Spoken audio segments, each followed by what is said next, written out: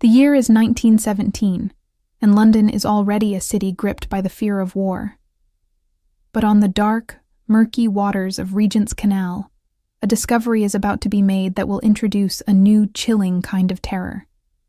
A sack is pulled from the water, and inside, police find the dismembered torso and legs of a woman.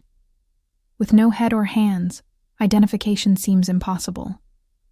The city holds its breath, wondering who the victim is, and more terrifyingly, who possesses the cold, professional skill to butcher a human being with such precision.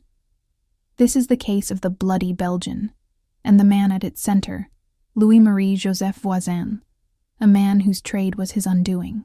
Before we dive into the chilling details of this WWI-era crime, take a moment to hit that like button, share this episode with a fellow true crime aficionado, and most importantly, subscribe to the Calendar of Crime so you don't miss future episodes that uncover the dark secrets of history. Louis Marie Joseph Voisin was a French butcher living in London.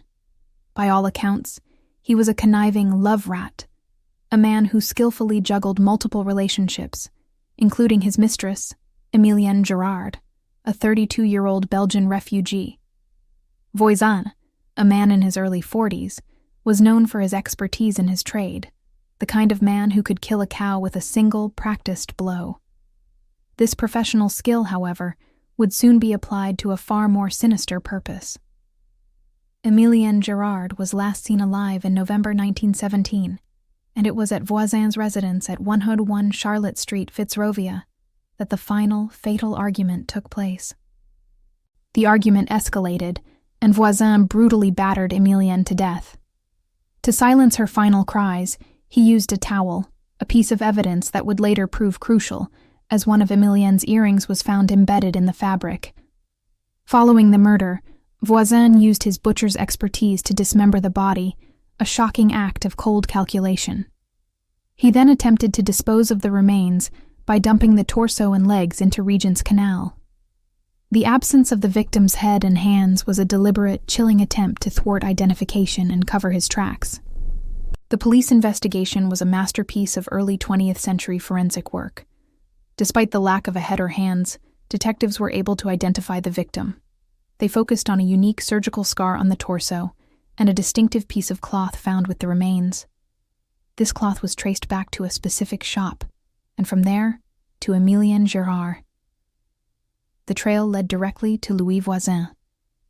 Furthermore, the discovery of the earring-embedded towel at Voisin's home, coupled with his profession and the clean cuts on the remains, solidified the case against him.